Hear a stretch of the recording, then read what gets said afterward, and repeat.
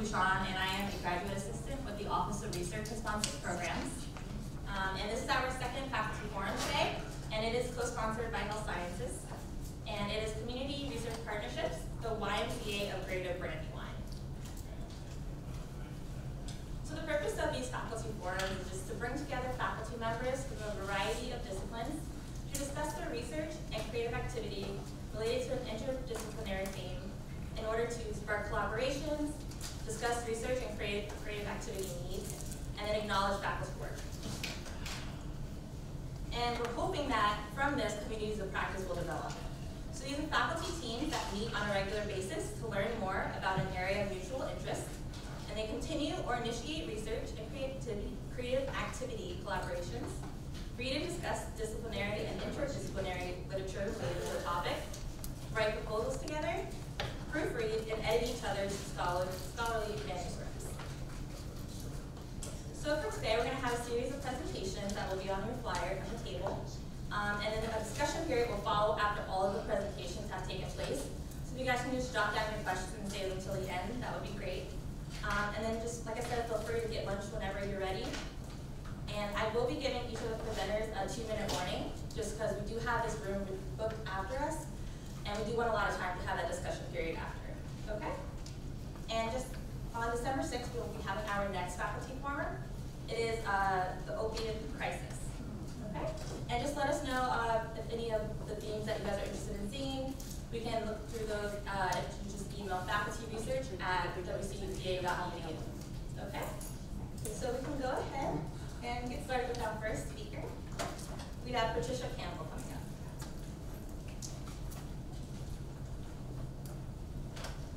Thank you. Well, welcome everyone. Usually pretty loud.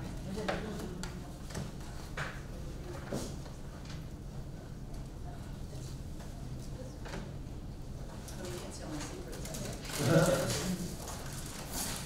So I'll try to lean into this, but I'm usually pretty loud. Thank you for the introduction. I know how important it is to have a graduate student working in the Office of Sponsored Projects and Research. Just by way of introduction, I know it says Patricia, but I'm Patty. If you call me Patricia, you clearly don't know me. So I've been at the Y for 6 months, so it's a record career over there. But before that, a lifetime ago or so, I was the director of the Office of Sponsored Projects and Research at East Stroudsburg University. I'm your people, I feel your pain, overhead, indirect, release time, I mean, this is gonna be like a support group. Yeah, I really do understand, and I'm a grant writer at heart. To date, I believe I've received $157 million in federal funding, grants that I've written. So I live it, I love it, I can back into any number you want, and I'm happy to write. So I'm gonna open with that and let you know that I'm your people. I understand your pain and your passion. So let's see, I think it's this thing. So the first thing I want to show you is a video to sort of be a placeholder for understanding the why. Right? Thinking like the YMCA, our properties practically touch, but we've never really done much together. So I may need assistance. So this is the, that's not it. So if I can get that just open.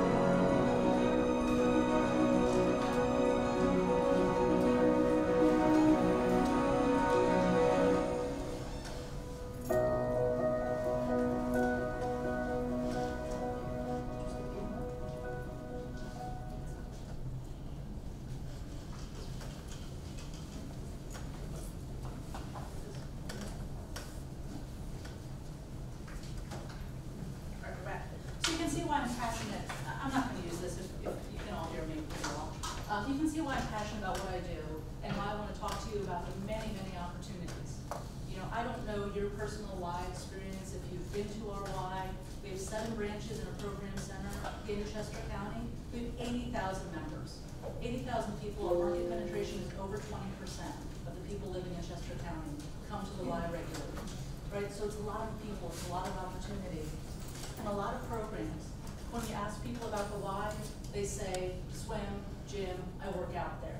But I don't know how many of you knew all the other stuff that we do. We teach kids to swim. We have camps. We work with folks with disabilities and the seniors and cancer survivors and all kinds of people. So apparently I need to speed through this since the video did a lot of talking for me. So understanding opportunities. So let's talk about that. Here's our impact, and I can leave these slides behind for you. To understand how many people we touch, how many programs, we offer. Does anybody know that the YMCA is the biggest provider of child care in this county, in this state, and in this country? Yep, people don't know that. And there's a reason that I bring that up. It could be germane to our conversation later. All the things we do, STEM education, science scholars, the learning loss over summer, rehab. We have doctors writing prescriptions for people to come to the Y. Writing prescriptions for the Y. I'm getting ahead of myself, I get excited. So, as far as I can tell, we haven't had a partnership in the recent past, but we can't let that be a barrier. We're so close to each other. We have similar missions. We have similar populations. We have so much opportunity.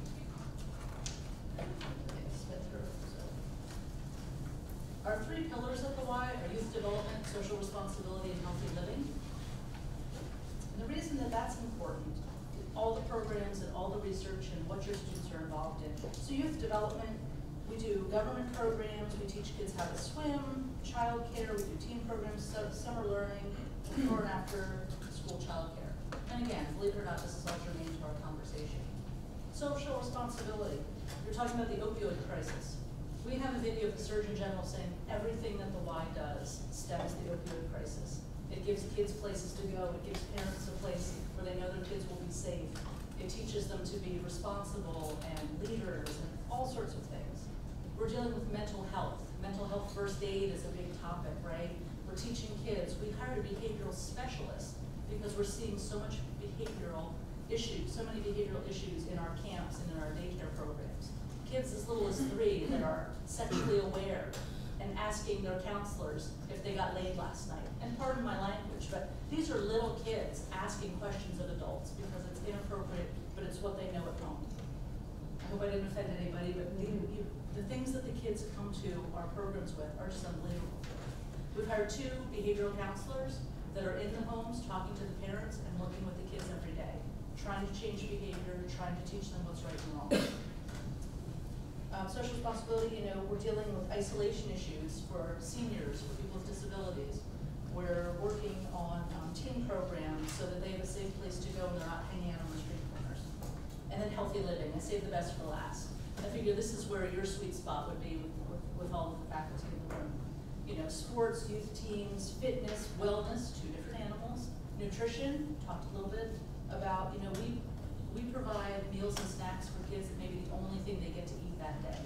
And we're seeing kids that take it home to their parents so their parents have something to eat. We're seeing kids in Chester County that, I was talking to one of the faculty members, if you give them an apple, they don't know what to do with it because they've only ever gotten sliced apples from McDonald's.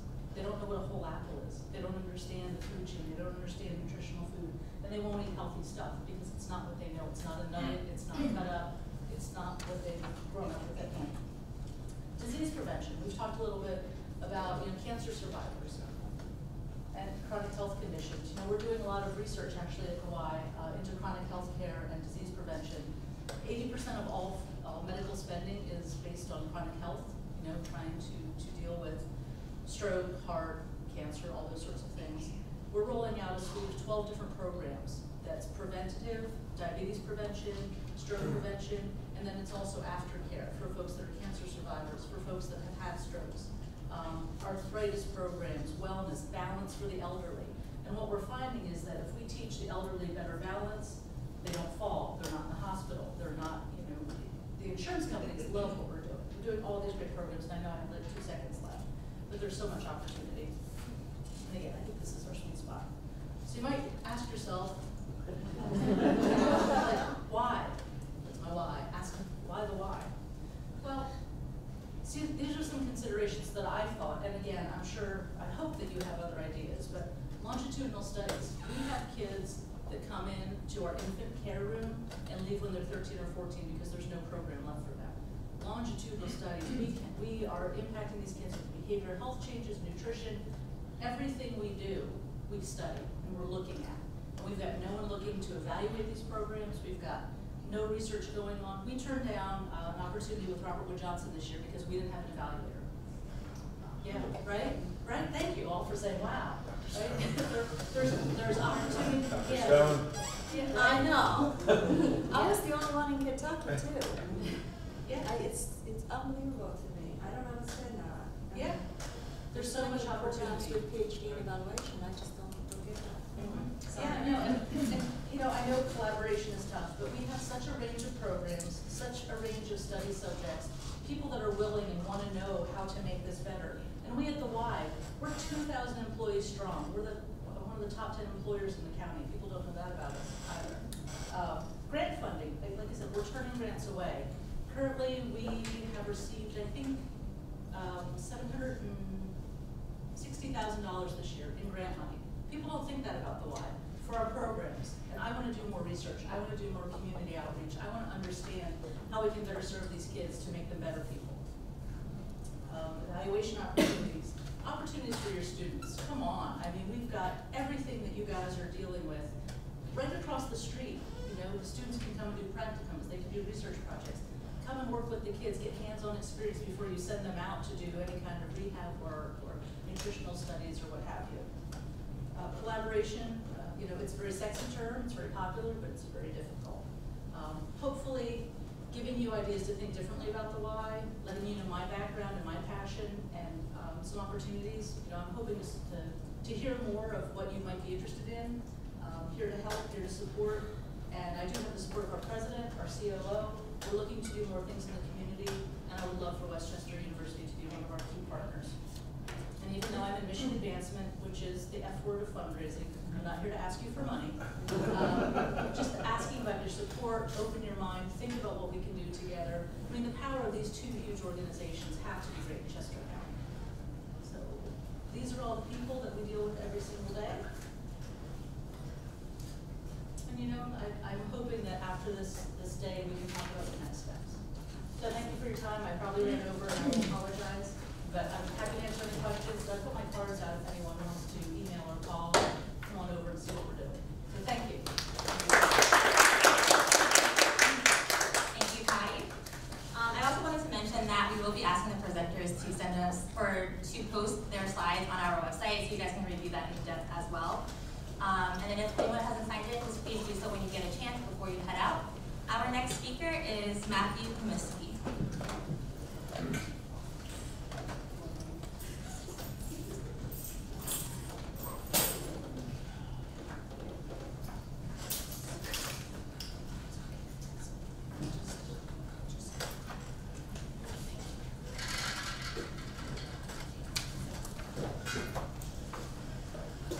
Hello, everyone. Hello. Good to see you all. Matthew Comiskey. I have a lot of natural ties with the Y, and I'm happy to say that I'm a Y member. Thank you. I go to the Airport Road Y. My family and I have 3 sons, and they have yet to disinvite me, even though they're quite rowdy. We were just at the Halloween open house over the weekend, which we had a lot of fun with. So, my primary responsibility here is I am in the health and physical education program, so our whole job is to promote wellness, physical activity, and healthy choices throughout the lifespan. So we have a lot of natural tie-ins there. So especially as physical education is more and more into fitness, lifetime activities, invalid activities as opposed to just sports. So we have a lot of thinking about the long term. I'm also the director of the Adventure Ed program. So and I'm going to spend a little bit of time educating you about that because most people don't even know what it is. I still will talk a little bit about that. I just put my email there. I do like the clicker. Thank you. Whoever brought the clicker. So, just to tell you a little bit about, well, because a lot of my research now is focusing on Adventure Ed and what are the outcomes that derive from it. And basically, it's a series of physical and mental challenges where people are trying to improve their soft skills, as I kind of label it, their teamwork, their perseverance, their socialization, their ability to solve problems, all of those things. And one of the best things about my field is people talk about it, but then I can watch them do it in real time, which it's hard to fake that. And then that activity provides a fertile ground for discussions about yourself, about your role in a group, and then how you can move the group forward. Okay? And you can talk about a lot of these buzzwords, communication or perseverance or problem solving, or you can get into the more sensitive things if you want to talk about maybe the Me Too movement or sexual harassment or voter involvement, things of that sort, putting yourself forward. So it can go in a lot of different directions, which I really love. And we teach our health and phys ed majors to do it in school, particularly as a way to reduce bullying, or to reduce isolation, or to resolve conflicts. We were just in school 30 minutes ago where we were doing conflict resolution with 4th and 5th graders. Okay, so a lot of natural tie-ins. So if you were to break down the activities, there's team building, there's low, and then there's high elements. And a lot of it is about getting people out of that comfort zone that they're existing in. So just you right now, this is your comfort zone. You're like, I've got food, I've got a table, someone's lecturing, right? So that's kind of like your comfort zone, but getting people out into that stretch zone where we might expand their eyes and they're going to grow, right? So that's kind of a little bit about my field. This is a picture from our South Campus here, one of our events. Okay, so we have a really wonderful host facility that in the past was pretty much used just for our health and phys ed program, but now we're trying to expand its usage to various aspects of both the university and the community. So we're trying to branch out, especially as the number of ed majors across the country has fallen. So this was hearing a statistic the other day, there used to be about 700,000, and now there's about 420,000, so a really big decline. So being able to use it for other pursuits. Okay. I just put it on our website here if you want to learn more about it. This is our ropes course, probably our pinnacle experience, which if you're going to go through some of our activity programs, particularly some of our coursework, then you're going to end up on this thing. It's a really wonderful, it's a series of 10 challenges all linked together, high up in the air. It even has a huge giant swing on it. Who can argue with a huge giant swing? You just kind of step off the top of it. It's not so bad. But that's just a little bit about our facilities. And sorry I got cut off a little bit here, but in the past we used to mostly just be about the health and phys ed program, and now we've been able to add a whole bunch of things we're doing with groups here on campus. So we added in working with the Summer Bridge program about helping students acclimate and be successful here at Westchester. We continue to work with the Honors College. We've had a partnership with Grandparents University for about 6 years, so we've been doing that for a long time. We continue to work with athletic teams. We're in developing a leadership minor through in agreement with Outdoor Rec. Okay, so, and then we have one-day outdoor rec programs that we're being offered. Okay, and we're starting to work with ROTC, a nice little natural tie-in with ROTC with leadership and expanding your potential. And then community, this is where we really started to add groups as well. So we have Paradise Farms Camp. Anyone know them out in Downingtown? Paradise Farms Camp? So they come and they do 10 days here in the summer. And then we just recently added the Green White Red Clay Alliance. We do something with churches listed below, and then with a whole bunch of different schools in the area. So we've been really able to kind of grow our partnerships, to use the word again, and collaborations with different university and community groups. All right, so talk a little bit about research, because it's about faculty research. I should actually make my way there, and I'm sorry I have to leave early. I have a quick teach right after this, that's why I'm first up. So research area first is you have to know a little bit about this group, ACCT, their Association for Challenge Course Technologists, and they're kind of like our accreditors, and they provide a lot of the resource and documentation for our field. And they have 2 trainings they call Level 1 and Level 2 certification for people who want to work on a challenge course. But when they leave it up to staff trainings, that's kind of like this Wild West, where there's no particular process. So if you want to be certified, you go to them, but if you want to recertify people within your program, I contacted them and they said, if you'd like to do something, then we'd love to hear from you. I was like, oh, that's great. That's a really natural avenue for me to investigate further, because I handle the accreditation for our health and phys ed programs, and I'm always seeing running programs and things of that sort, getting the accreditation. So first areas we're working with developing a staff training protocol with a whole bunch of rubrics that, you know, for the first time will objectively measure what competencies staff have acquired and if they are suitable to and if they're suitable to working on a challenge course. Okay, so that's my first area, okay, and I've been working with ACCT and we've had in development several rubrics and we're going to hopefully pilot test some of them this summer. So that's the first area.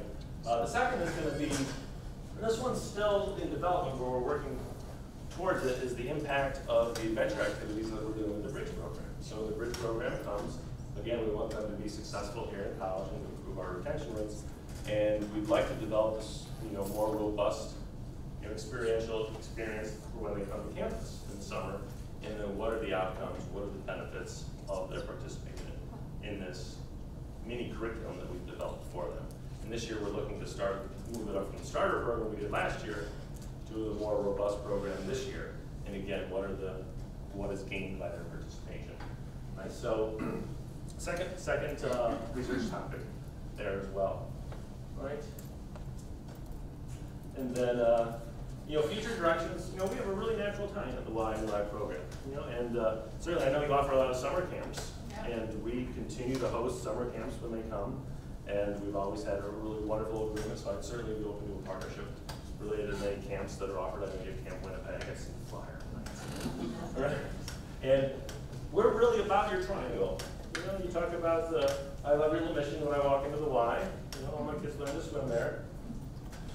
Put Christian principles into practice through mind, body, and spirit for all. Okay, which is exactly what Mind Feel is about, right? So being personally, physically well, being emotionally well, socially well, and Adventure Ed kind of puts those pieces into the puzzle together. And you look at what employers are asking for in their employees, a lot of some of the top 10 things are soft skills, things that are directly addressed by an Adventure Ed program. Okay? So different ways to go. I really like what you talked about with your day camp too, because my wheels turning a little bit too. All right, and hopefully I'm under time. You're great. By a few seconds. Well, thank you. Thank you guys. Sorry, I think you can run. Yes, as I mentioned, thank you, Matthew. You guys can also view his presentation. Hopefully we'll get permission from everyone to post on our website as well. Thank you. See you. Okay, our next speaker is Alessandra Sandy Sarcona.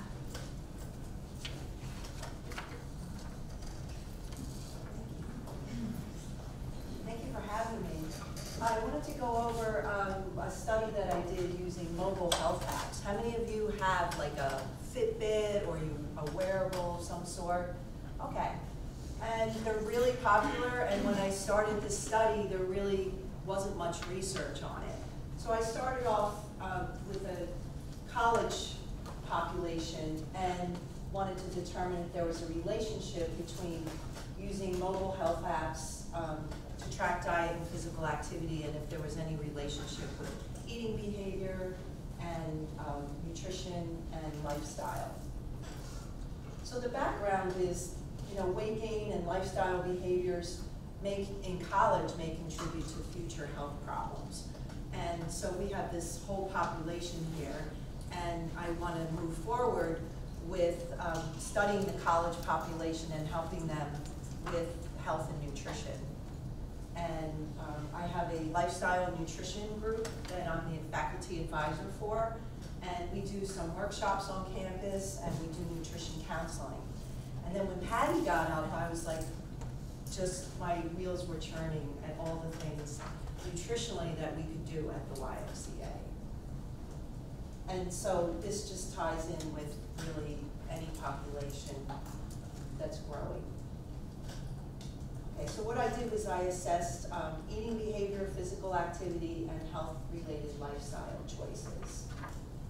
Because they're the things that I think people are really looking at. So who has a mobile app and what do you do with it? Anybody? Somebody raise your hand over there. So which one do you have? It's the thermometer one that comes with the iPhone, and I check my steps. Okay. Every week. And do you think that helps increase your physical activity? I think it does if I realize I'm not at like the 10,000 point. Okay. Yeah. So there's many different apps. So what we did was we asked open-ended questions. In the past 12 months, have you used a mobile health app? And then if they answered yes, we wanted to know what app did they use, and how do you feel about your mobile health app? So that's an interesting question that we got some results that I really want to research more. So MyFitnessPal and Fitbit were the most commonly used apps. I didn't find any differences in any of the behaviors related to apps. And the mobile health app users had significantly higher scores for eating behavior than non-users. And if they used more than one app, they had improved eating behavior. But there was no difference for lifestyle and physical activity. I was kind of surprised. I thought people that used, Fitbit or those types of trackers would have better physical activity scores. Interesting. And then I did have some positive 4-to-1 to negative. So these were some of the positive aspects of using an app. It helps me keep track of my exercise and food. It helps me manage my weight better, makes me feel healthier, motivates me to eat healthier and increase my physical activity.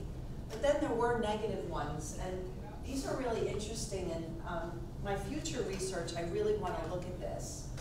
It makes me feel obsessive about my exercise and food intake.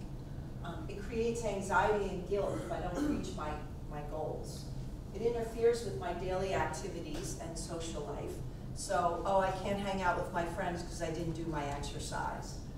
It makes me neurotic about my body image. So there is some research that eating disorder symptomology is associated with tracking health behaviors. And anyone that's gone through an eating disorder, they are actually told not to use one of these apps. So I thought it was interesting. Our wellness program here, Healthy you actually get points if you use one of these apps. Did you guys know that? And it makes me want to study it even more because I thought, well, they're just automatically saying that this will make you healthier. And I can't really say that by my research or even any of the research out there.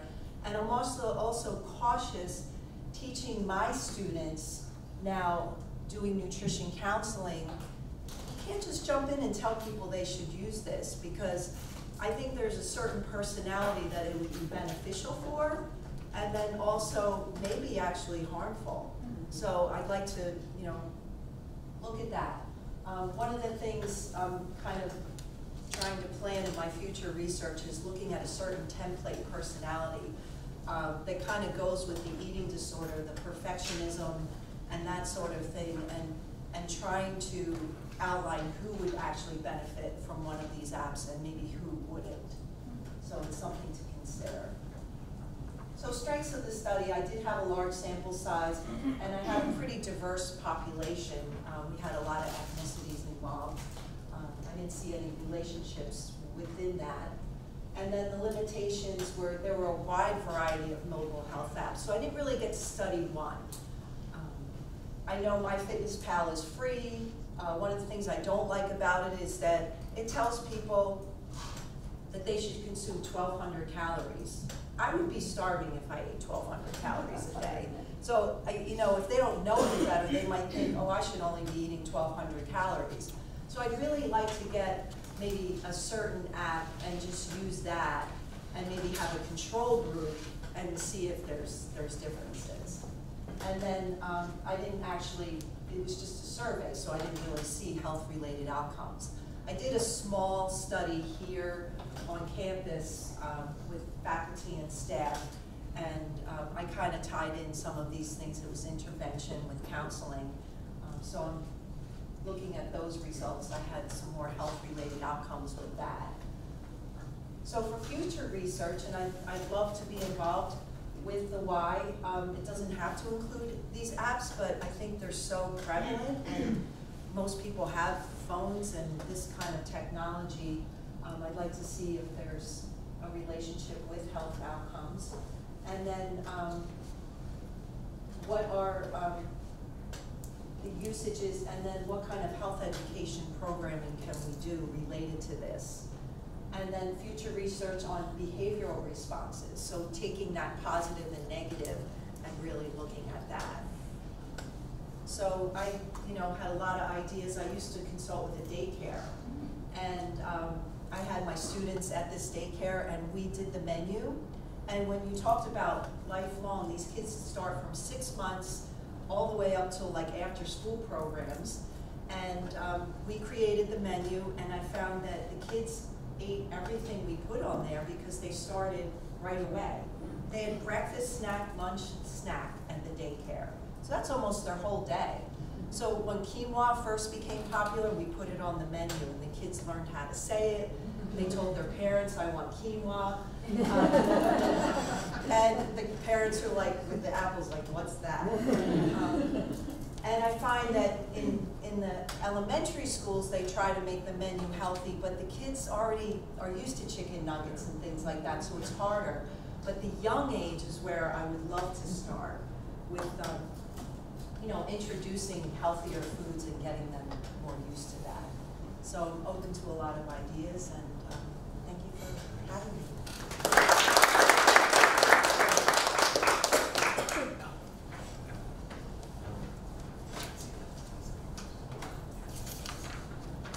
Okay, thank you, Sandy. And our next speaker will be Laquana Cook.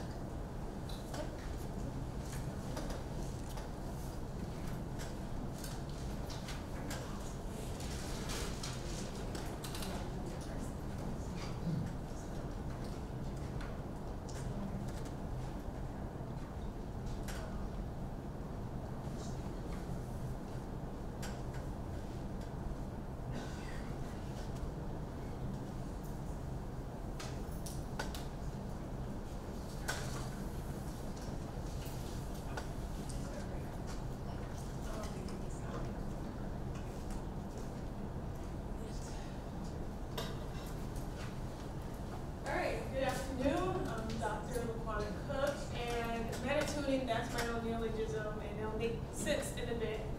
What would academia be without our own terminologies, right? So I'm going to talk about game design-based learning for generative STEM education. MetaTuning aims to create and mobilize discovery learning game design activities that educate students through STEM concepts in a generative manner, where the knowledge construction activities are valuable to the students in their social spaces.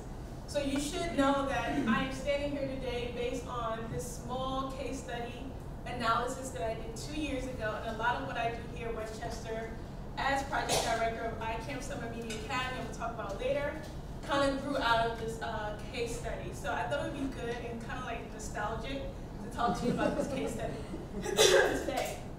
So you should know that my background in terms of the theoretical framework comes from a series of different backgrounds, hence me graduating from an engineering university here in the English department. A lot of people ask, like, you're doing STEM and programming and game design in English? Yes, we have a wide variety of people that do a number of different things, and the 75 deep faculty in the English department. So my background stems from critical pedagogy, a lot of it coming from Freudian thoughts, digital rhetoric, and game design research. Simply put, I look at how we can look at students as agents of knowledge, where we're not in this sort of traditional banking knowledge mentality, where they bring their own sort of knowledge framework to the classroom. Digital rhetoric, how can we use technology to make claims about the world we live in? And game design, you should know that I also come from a game design background. I work as a game designer for a games development company. So I look at participatory design, collaboration, but also the ramification of collaboration on the individual, as well as the social dynamics of the space as well. So those three together, I look at how can we reimagine game-based learning beyond just looking at Math Blaster and other games, that teach these basic concepts. So to sort of give you context to this as well, I look at it from this critical perspective of, okay, we know youth play games, but what is the significance of the video game industry in our youth's lives? So I like to show you how African American youth between the ages of 8 and 18 play games 30 minutes per day, and then Hispanics play games on an average 10 minutes per day. This is from a Kaiser Foundation report. And so here's a further breakdown of the time spent playing video games, as you can see across some ethnic backgrounds, where Blacks and Hispanics play almost 2 times more than white and higher socioeconomic status students as well. Interesting, right? So let's look a little deeper, right? So we understand how they are consuming, who are consuming these games and how much per day, but let's look at the individuals that make up the industry itself, right? So as a person, as a game designer, I was probably one of 3 African-American females in the games industry, and in particular that games development studio. So most of the individuals in the games development studio consist of white heterosexual males between 18 and 34, average age 34. Most of them are heterosexual at 80%. 70% of them do not have children, right? 69% of them have a degree. Now, just looking at stats of, let's say, African American male, only 3% of them make up individuals that are developing in these studios. So is diversity in games development important? Yes. We talked about these students from lower socioeconomic backgrounds are consuming these games, but they are not the ones that are represented in the games, as well as not the ones that are working in the games development industry. So again, like I said, 80% of them consist of mostly white protagonists, where diversity in these games are very much lacking, make up about 10%. So let's look at more incongruities. What would be this project without more incongruities? Look at the STEM statistics, right? Where most African American, Hispanic students are least proficient in these STEM categories. So they consume in the games, right? But they don't have the STEM knowledge to very much produce these games. And I find that as a huge sort of like problematic. So my long-term inquiry as a professional, but also just as a person who plays games a lot, how can we get the games industry that is obviously driven by profit and the needs of low-income and underrepresented youth driven by the principles of social equities to thrive together? And how can we develop a generative justice framework to facilitate this hopeful synergism, right? So we have sort of these two sort of conflicting, but I think we can combine the two. And so how can we do so? Quickly, oh my goodness, how many minutes do I have? Oh, okay. So the framework, please check him out. Dr. Ron Eagle actually was my advisor for my research, and I still build on his work in thinking about generative justice, a generative framework for how can we make youth's consumption of this media less alienated, right? They are consuming, but how can we create a more generative framework where their values are circulated through their production of games? And hence, why I'm going to move on to a framework to help facilitate that more generative learning framework. So I come from, like I said, engineering background where I use a lot of active network theory, but I'm just going to try to make sense of it now. So how do I look at game design? I look at it as a social and cultural practice. So a lot of theorists, especially in active network theory, in particular Andrew Pickering, he looks at scientific practice not just at the object that's created, but he looks at the social dynamics of the creation of that object to prove that the social dynamics of the creation changes as well as the artifact that's being created. So he used examples such as the bubble glass chamber, which was not initially supposed to be the bubble glass chamber, but ended up being that thing that exists today that we know of through this social practice. So I'm like, okay, that makes sense. So he came up with this idea of the mangle to demonstrate there is a social and material conceptual that's always intertwined and shifting and changing, sort of fluid. Social meaning the people in the place, conceptual meaning the knowledge frameworks, the hypothesis, etc., and the material, the artifact itself, are all intertwined and change one another at the same time. So I said, why don't I think of the game design process in that same sort of like theoretical framework? So I started sort of like thinking about my historical experience as a game designer, how game design changed me as well as the social dynamics of the place, as well as the very games that I helped design. In that same respect, I thought about iteration, right? Iterative design, how you are continuously building on and play testing a game. I thought about systems-based thinking, right? Systems in terms of the games are these technological systems, but they're inserted in these more social systems as well. You know, multiplayer online games and all things of that such. And then I think about collaboration, but more critically in terms of intercultural thinking. Not just collaboration like I'm going to work with you, but collaboration, like you are a being that's a very complex being made up of different ethnicities, social skills, and so forth, but how can we integrate our differences in a beautiful landscape as we have here and create this object? Fast forward, okay, I'm gonna move past that because this is a lot of theory, but this is essentially what my meta-tuning looks like. How can I look at youth's trial and error learning in these design spaces, and how can I meta-tune that for a more robust, optimized learning space for them, where it becomes more of a self-learning, self-directed learning. So that's essentially what meta-tuning is. So I'm gonna talk briefly about a case study of how I created a generative game that's education, where it was a transformative knowledge building space, but also social and cultural values were circulated in this process. So this particular, like I said, I did a multi-site study. I chose this one because it was more homogenous in terms of gender, where it's 5 females, it was at RPI, it's academic and so forth. And I did pre and post survey tests as well as in a qualitative case study analysis, but I like this pre and post questionnaire, not test, there's a difference. Questionnaire where I asked them, do you think that game design can teach you about systems, how systems work? In the beginning, a lot of them didn't agree, but towards the end, in the post survey, they say, yes, definitely, games can teach me sort of systems-based thinking. But then when I asked them questions regarding systems thinking, specific questions, they didn't know all of the answers to that. But I want to show you a certain instance with Tess, I call her Tess as her pseudonym, to show you how her sort of design trajectory and how she moved through. Hey, she designed and developed a game that was about social justice goals, but also there's sort of these technical exigency goals where she had to learn how to design and develop in this new application software. And how we brought in the exploration of different outcomes. We brought in the space so she could become more of a self-directed learner.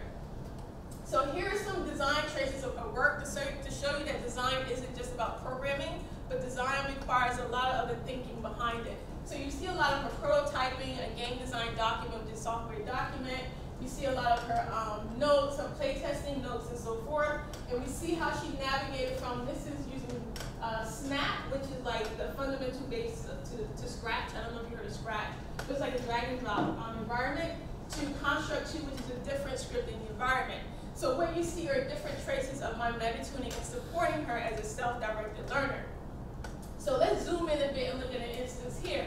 So here is the protagonist that was in her initial game for CSNAP. As you can see, the evolution of the protagonist, it goes from this to that to that to that.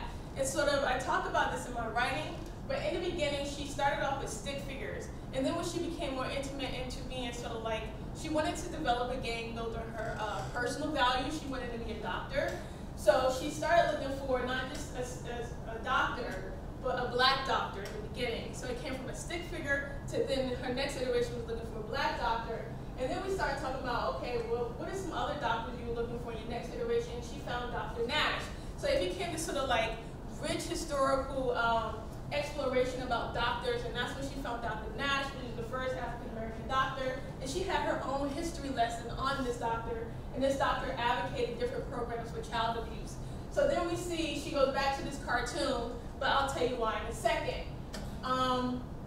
So as you can see here, stick figure, the first game was about the player insert a response to, hey, I'm going to the doctor's office, how can I help you, the doctor's ask, and then the player have to insert a response, give him a Band-Aid or don't give him one.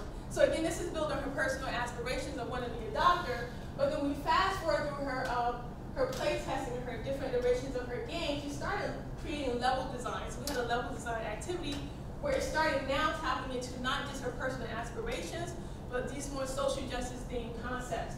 And she started talking about how the health system is working, where only certain people are being treated in certain ways. And this emerged out of her own sort of explorations of learning.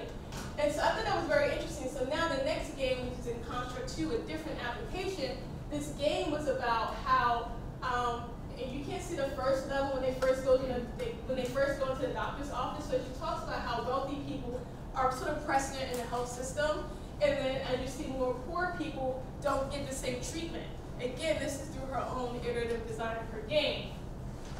But then not only are these sort of like systems, thinking about how health systems work sort of emerged out of this, because she started thinking not just about social systems, but now about the technological system itself. How can I demonstrate this in my scripting? So she became more sophisticated in her scripting, and she never knew how to script a program before. So you can see the sophistication here, although chaotic, but it came from just animation to more complex coding, which determines feedback and conditionals and loops and things of that such. And so she was more intrinsically motivated to develop more complex scripting. And again, this is more scripting stuff. And again, this is in Construct 2. So as you can see here, she started not just animating characters coming in, but also timing them based off of their socioeconomic status. So she was more intentional in her scripting. So again, what are the main implications of meta-tuning? Again, test personal aspirations. Hence, she wanted to be a doctor. Transition not only from that into, let's think about how the sort of like the systems of the healthcare system work. So she became more sophisticated in how she was sort of engaging in that discourse. It had to do with her iterative design processes, yielding a social justice theme game about the injustices of the healthcare system.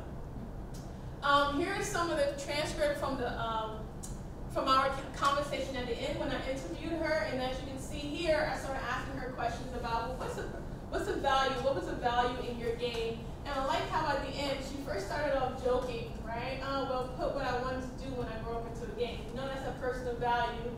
And then, where's the joke? Oh, maybe I don't have it here. But fast forward here, I said, okay, so how did the way help change your creative direction and how you wanted to create your game? She said it made me think about like the real world, about like how people really react in society.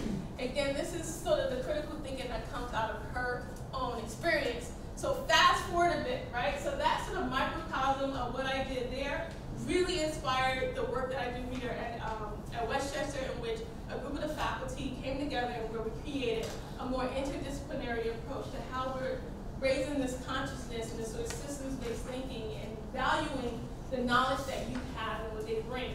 So iCamp Summer Media Academy is a summer media academy here at West Chester, and here is a video, and there's no sound, but it's okay. Let's pretend there's sound. It's a sound button in the Yeah. Yeah, I'll leave that. Oh, there we go.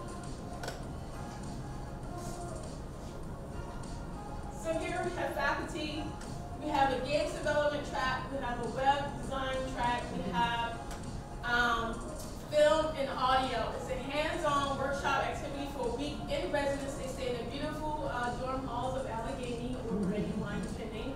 And we're starting our third year with iCamp. It started in 2006. We did 17 Philly-based high school students. And now this summer we had 30 come through the program. We're hoping to increase enrollment. And again, this is part of the president's sort of strategic marketing plan where we're trying to increase diversity here on campus. A lot of the Philly high school students are not aware of West Chester as a school, as a university to apply to. So not only do they live on campus, but they also interact with faculty and undergrad students who are the mentors, and we support them even afterwards where we help them with the college application process as well. So I could talk tons more about iCamp, but I thought it was good to sort of show you the genesis of how my thought behind in creating iCamp, Summer Media Academy. All right, thank you.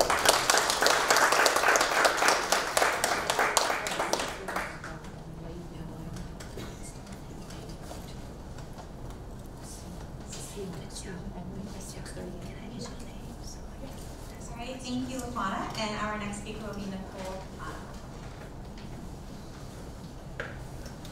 All right, thank you all for coming. It's been really fascinating, and I hope to add to the discussion. I think, like the previous speakers, my wheels are really spinning as far as some of the collaborations that could come out of this group. So I'm here today to talk to you about injury prevention and long-term game health. Basically, what we think we know. Generally, we think that sports are a good thing. As a former college athlete and as a current practicing athletic trainer, you see a lot of good skills, characteristic development, leadership development that come from sports. Unfortunately, sometimes there's some negative consequences of sports, and that injury occurs. Some people think injury is an inevitable part of sport, but I'm hoping that after today, I'm going to change your mind, that we've got a little bit of power over some of that. As a former college athlete, over the course of 4 years, I had 8 teammates carry ACL over the course of those 4 years. So as we're unfortunately transitioning into our midlife, we're seeing a lot of my friends have problems bending down, picking up their kids. They can't play pickup anymore. I want to go on a run. They don't want to go. You know, I was fortunate I did not hurt my knee. So as a clinician here with the basketball teams with athletic training, I've had athletes come in with diagnosed arthritis already as the 18, 19-year-old coming into college. So unfortunately, we think arthritis is just more of an elderly issue, but what we're actually finding is actually very rampant within the young population. So osteoarthritis is a heterogeneous joint disease. A lot of people think of it as bone on bone, as the cartilage wearing away, but it's much more complicated than that, and there's physical and biochemical changes that we're not going to go into today. So there are many risk factors associated with arthritis. Age is definitely one of them. As you get older, you're more likely to have arthritis. People in the population over 50 years old, about 36% of the population has osteoarthritis. This does not capture these young, physically active people that already have it. So as these young, physically active people get older, arthritis rates are really going to boom, and that's a problem. But unfortunately, we can't control age, and we certainly can't control genetics. So in my world, what I try to focus on is in the physically active group that I work with is joint injury, as well as looking at their physical activity. As they transition, what the athletes tell me is they become a NARP, which is a non-athletic regular person. They have to develop healthy lifestyles. Or, as students come into college, they go from being a high school athlete to now a regular college person. They have to figure out how to make decisions for themselves. So this is where we also need to focus on the inactivity aspect and maintaining a healthy weight. So the problem, we're kind of reaching this perfect storm. Sport specialization is on the rise. And with that, there's a huge increase in injury risk with that. Because motor development and learning patterns, they're not developing patterns that are appropriate to kind of avoid injury. They're overdeveloping certain muscles, which are leading into some of the problems. Injuries in general are already on the rise, specifically worse in games, worse in females. Football is, of course, of a different color in that regard. But there are over 200,000 ACL injury or surgeries that occur annually in the United States alone. And then there's short-term and long-term implications of that. In the event that I have a season-ending injury, a career-ending injury, or even if I just have my ACL torn and I get it fixed, there are changes that happen immediately after that. Some of those changes include just offloading your weight as little as 5%. You think 5% isn't that bad, but 5% of your body weight over the course of a week, months, years, ends up being a lot of weight shifted to areas that probably aren't ready to sustain those loads. So when we think of injury is one of the a pretty large risk factor in regards to osteoarthritis. So knee x-rays, okay, you bear weight, and you can see joint space narrowing is kind of the characteristic. Okay, here on grade 4, you see there's like no space. Okay, that's bad. So when we look at this, you typically will progress from a grade 1 to a grade 4. Grade 4 being the really bad picture on the right there. But if you have a joint injury, it's almost like you get on a slip and slide and you go a little bit faster than what your peers would. So you're at a 4 to 6 times greater likelihood of developing osteoarthritis if you've had a history of a joint injury versus if you have not. So what compounds this is the fact that there are more and more youth who are getting injured because there's an increase in sport participation, which is a good thing. But when injuries happen with that, that's a bad thing. So the #1 risk factor for having an ACL tear is having a previous history of one. So we have athletes that come in with having had 2 or 3 ACL surgeries by the time they've graduated. And that only further compounds their issues. So I have early post-traumatic osteoarthritis listed there. So going back to this, why did that go away? There it is. All right, so youth injury is like we're on a turbo boost slip and slide. So you think of if we have a 14-year-old athlete who's torn their ACL in high school, gets it fixed, comes here to college, either plays athletics or not, they have a 50% chance of having that advanced stage, so that grade 3, grade 4 arthritis, within 10 years. So we're talking about a 24-year-old who is going to have chronic knee pain. And hopefully, like they're not even in midlife yet. So that's going to be 60 years perhaps with a lot of pain, and they're going to have to make changes. So it links in with some chronic disease issues, and it also links in with mental health, with issues with depression, potential opioid addictions, potential just kind of giving up on a physically active and healthy lifestyle. So I've painted this very bad doomsday picture. Okay, so what can we do about it? So where I'd like to focus first is on the primary prevention aspect. Taking a look at how people feel, how strong they are, and what techniques are involved. Injury prevention programs, there's a ton out there. If you Google like injury prevention programs, you'll find a lot. So you have to really kind of sort through. If they're used 2 to 3 times per week, they're found to be effective at reducing injuries by half. And this isn't just lower extremity injuries. This includes things like concussion, which we hear a lot about in the news. They only take about 15-20 minutes to do. And then it also can help improve performance. So most athletes don't care if they're going to get hurt or not because they're young and they're resilient. But if I say, you know what, I can make you run faster, jump higher, they're like, oh. So these are just general components of it. It includes a whole bunch of things. But the big thing is looking at plyometrics, strength, and balance. So gone are the days if you stand around sitting and stretching in a circle. That's old news, right? So we need to start looking at some of these injury prevention programs. They've been found to be cumulative effects and long-lasting effects. Participating in injury prevention for 3 times a week for 15 minutes for 6 weeks. Changes have been found to last as long as 6 months. So you can kind of have like refreshers, hopefully. You don't have to have a lifelong commitment to this. Younger is better. Younger people can learn motor patterns a little bit easier than us older people. So the earlier we can introduce it, the better. Overseas, they're starting to do school-based and youth-based injury prevention program as part of their PE. So it's general warm-up, and it's becoming a part and a culture of the sport. And ultimately, it reduces costs associated with chronic healthcare issues, as well as surgical costs and things along those lines. But in order for it to be successful, there needs to be a collaborative approach. It can't just be me as the researcher or athletic trainer saying we need to do these programs. Everyone needs to be involved in this. We're fortunate here at Westchester University that we have a pretty comprehensive collaborative team, and we communicate and work relatively well together. But where I think the opportunity lies is looking in our youth athletes. It can really make an impact with them, and when they come to college, if it's considered part of the norm, hopefully we'll be able to make an impact. So we definitely know that injury prevention programs work. So at this point, why not use it? Thank you.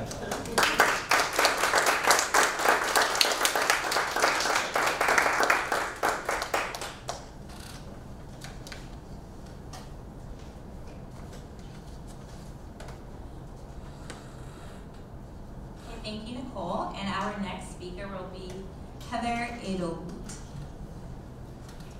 Thank you.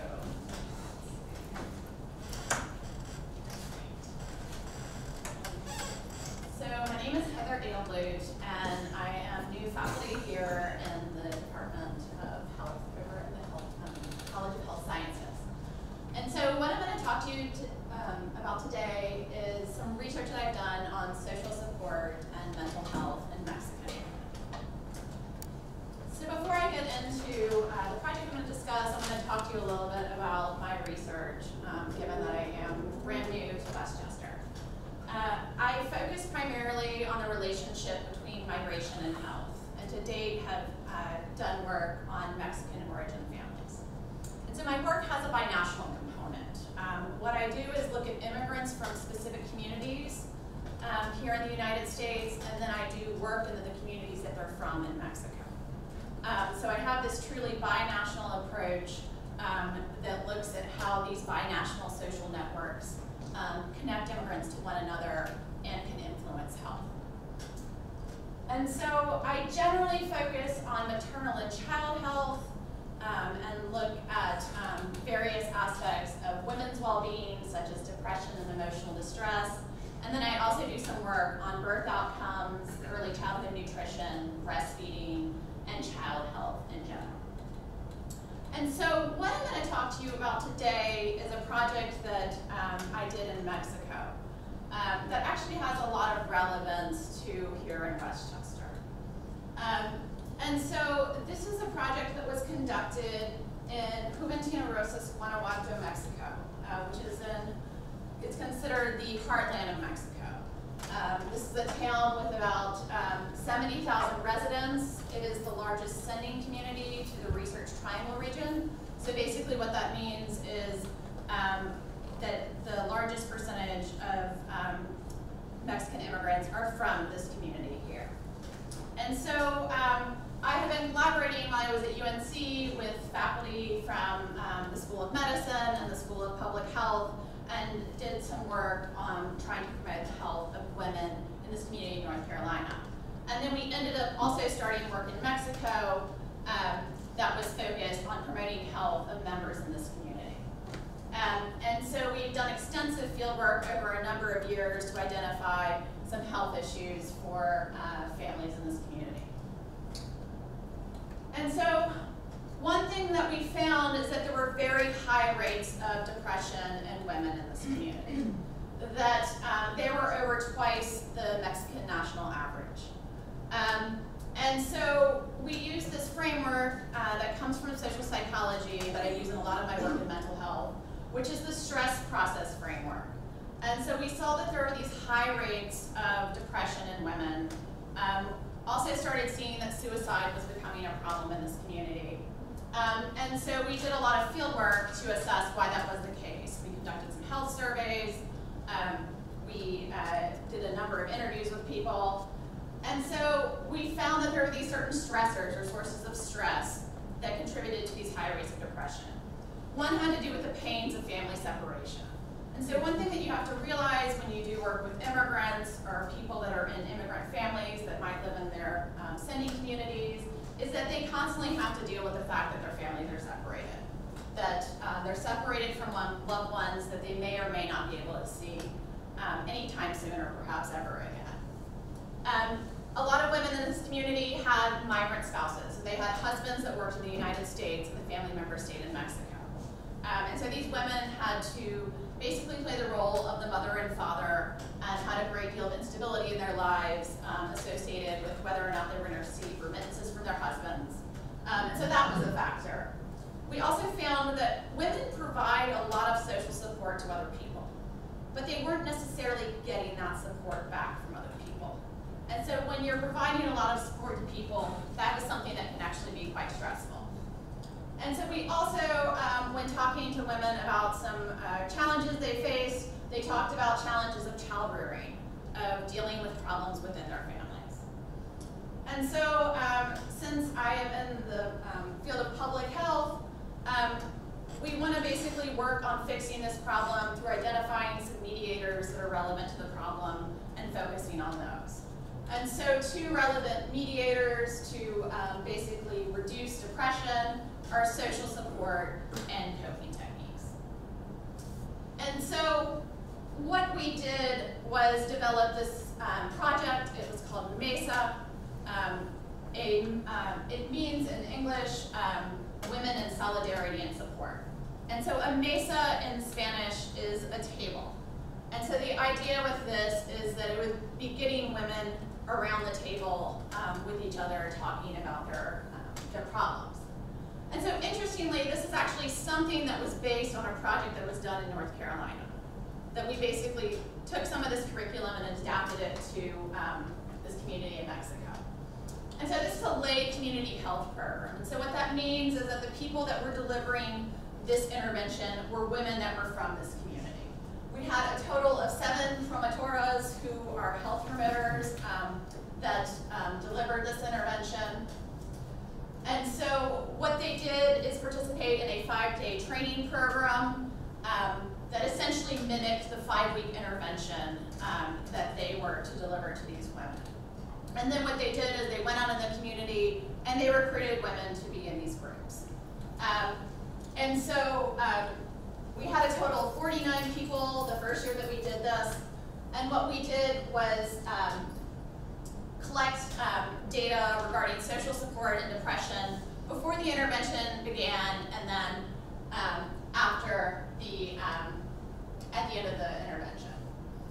And so in this curriculum, we're focused on getting women talking about their experiences with migration, talking about sources of stress, coming up with coping techniques for dealing with stress, figuring out how to ask for social support, and how to be a good support for other people.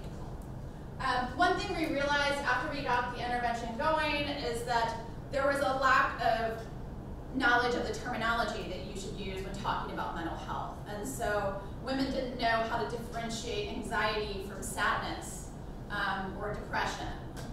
They didn't also know a lot about things like addiction and what those were.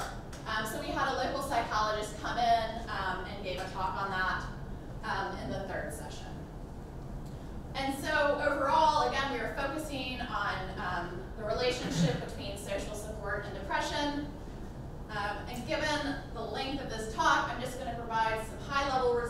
you all. Generally what we found is that social support went up for respondents overall.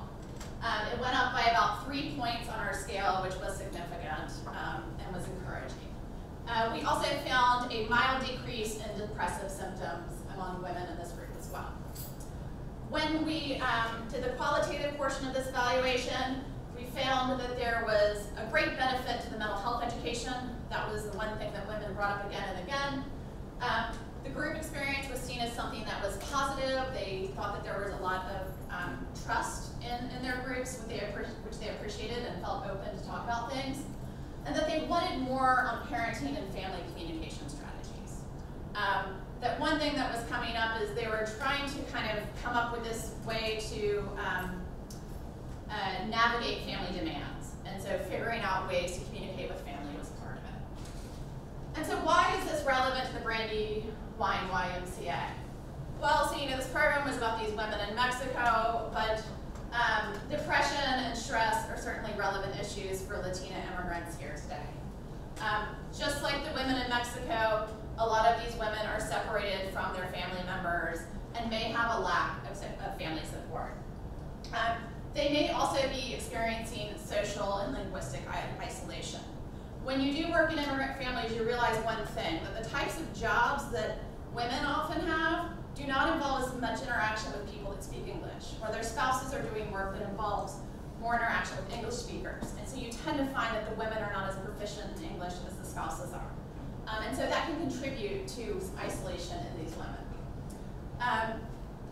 Latina immigrants are also experiencing some instability, whether it be just related to poverty or to compromised legal statuses here. And so community organizations like the YMCA are really the bedrock of this community and very important to immigrant families.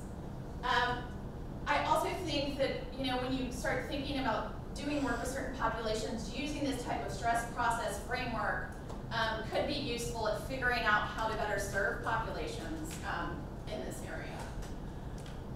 I think typically when I first got asked to do this, and I was trying to think of like the why, I was thinking of like swimming and children's activities. I know, I've learned a lot. And I was like, why is Scott asking me to do this? But now I understand. And so when I saw your social responsibility, mental health piece come up, I was very encouraged. And so I think there's a possibility, if you have activities for children, you could also do some for parents. That might be a good way to get in programs for parents if you have kids coming to the Y. And so that's something to consider. And I know that I am interested in helping out with any type of program evaluations that you all may do. I know that my other colleagues here from the Department of Health are also interested in that. And so that's something to consider as well. And I want to thank you for your time. If you want to learn more about this project, this was published in the Journal of Immigrant and Minority Health. I'm happy to send you the publication or talk to you more about it. Thanks so much.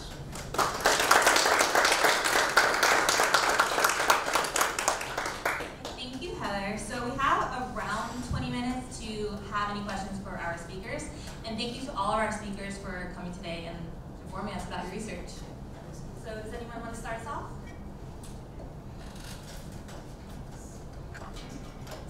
Okay, we're narrowing it down to 10 minutes. Yes. So since it's fresh in my mind, I have a question for Heather. How did you measure depressive symptoms? It was with the CESC, the Centers for Epidemiologic Studies Depression Instrument. There's so many of them. Is the one that you recently chose? That's a common one in a lot of epidemiological studies. It's been validated in Mexico. It's invalidated in like rural communities, and so I just feel like the most appropriate one. Some places they use it's a PHQ-9, it's like the clinical one that's shorter, so that's one that's also used. Any other questions? Yes. I sort of have a general question that anybody can, in the room probably, who knows more than me, can respond to. So I was just watching an interview of this guy, and I apologize, I don't remember his name, but he wrote a book about Generation Z, as he was talking about this book, he talked about the fact that the kids that are starting to come to college now, born, you know, somewhere around 2000, I guess. 2000. Yeah, born somewhere around 2000. Yeah. Well, yeah, that makes sense. That they're different than what we thought they would be like because there's because of the use of social media. And so there's a higher percentage of girls there's an increasing percentage of girls who are committing suicide and cutting. And there's an increase with boys, but the increase in boys is less because they tend to play games with social media as opposed to the girls who tend to put pictures of themselves and then wait for people to judge those pictures. And he was just talking about how colleges were going to have to change the way they interact with students, are aware of students, some of the things that you guys have been talking about, student health, student nutrition, student social interaction, some of the things that the Y is kind of raising students to think about, so that this social isolation that boys, I think the increase in suicide among boys is 25%, and girls it's something like 70% increase. I don't really know the numbers in this age range that he was talking about, but do you guys ever think, when you're thinking about these issues, about sort of that bigger picture and about the students that are coming here and what changes the university is going to have to make to accommodate students like this? And I painted that with a broad brush, so.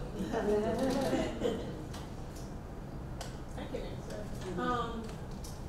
It's funny you asked that because I just came from my intro to gaming class, which is a new course that we teach here under the prefix of PHM, Digital Humanities. And we just came out of the conversation, and I get a lot of flack as well as a professor. And again, this is another conversation with other professors. But talking about Gamergate and the politics in gaming, a lot of them try to like approach it from this agnostic standpoint. But there are actual things that happens like trolling, threats of raping women online. But rather than sort of shying away from it and having this really clean slate approach to analyzing games and technology development, we do have to talk about sort of the social changes that are happening. We have to integrate that in our curriculum, which is why I prefaced my talk by talking about the industry, the lack of presence of, different backgrounds in the industry and how not having that diversity really impacts the type of games that are created. I mean, it's not teleological, but it is, in terms of like the reason why this stuff don't exist. Like, so I would say yes. I can't speak for everyone, but because of understanding the social changes that are happening, we have to integrate it within our curriculum. And even with youth, like Patty's talking about how youth are talking about, did you get laid? And that's the reality of our youth. And rather than just trying to sweep it under the rug, we have to integrate it in a critical way in our curriculum. Yes, in the back. And I also want to add one more thing about the gaming. By the way, I want to introduce myself. I'm the director for the biomedical engineering. I don't have any faculty yet. I'm the only faculty. But I did have some experiences in the playing game with brain activities. So I want to connect this with social behavior. So something like you can measure in the pulse increase or blood pressure increase or eye movement. All these things can connect it, and I will see. So I would be very interested in your the research, and I hope that in the future can have some collaboration. For sure. What's your name again? Zhongping Huang. If you look at the biomedical engineering, we have the website launched, so everybody can take a look at it. And it's not fully developed, but it's for the mission purpose. So biomedical engineering is there. Thank you. Yeah, I was just gonna say, outside of like the social media aspect, I feel like our students, I've been here for quite a few years now, just come to campus with more stuff, more baggage. And this has been chatted about at our college level pretty highly, that we need to be more astutely aware of that and support them and be able to refer them as necessary And sometimes they're just looking for an ally or someone to talk to. And I think it's much different than when we first started in this line, where we were here to teach. I feel like we're so much more than that now. So I do think from a professional development standpoint, like we need to be kind of trained on how to do some of those things, but also how to recognize like when we need to get people to where they need to go. And I have one last comment in the back. Okay, hi. Yeah, I was just going to add a comment like you did. Both what you were speaking about specific digital, and I would think almost all of your work. I'm a reviewer, I've reviewed for NEH digital humanities projects, and it's very interesting how digital gaming can come in very substantive ways in working with medieval history, like the fish, you know, and it deals also, as you were saying, Ricardo, with social justice. And listening to this forum too, because I agree with Nicole, what you're saying about being aware of more baggage. But I also think that they're not always real critical thinkers or analyzers of this media. And in addition, and I think they're very willing to learn. And I have a great, like Writing 120, I have people from different disciplines like nutrition. And I think that we need to start teaching but a little more interdisciplinary and showing the relationship between ideas is kind of modeling. So I think our own work when we do interdisciplinary, I think that's great.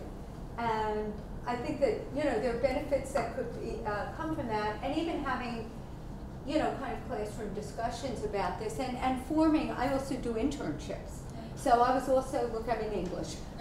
So I was doing, you know, and I also know that it's actually a very profitable career path, which most people today, there's an absolute, that's against the discourse really, but a lot of English being true, but it's through interdisciplinary work too, and so I think it behooves faculty and a lot of your research. I'm thinking of both, you know, anyway, I enjoyed you know, the 6 presentations, and I think this is a good start. So thank you everyone for coming today. We're going to wrap up now. We do have this room exactly until 1 as there is another event. So if you wanted to approach each other individually, exchange some contact information, feel free to do so, and feel free to take any other snacks that are left back there. And we do have the evaluations on the table if you just fill them out. If there are not enough, we can just email that as well. And our email address is facultyresearch@wcupa.edu if you guys have any other questions or comments, okay? Thank you.